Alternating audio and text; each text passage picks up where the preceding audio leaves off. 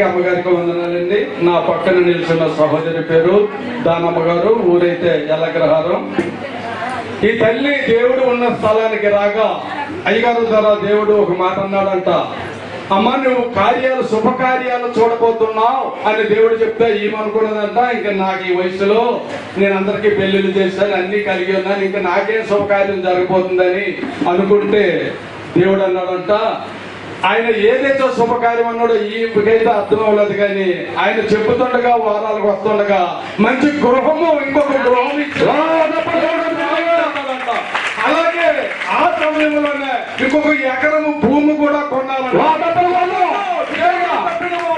జరిపించారు.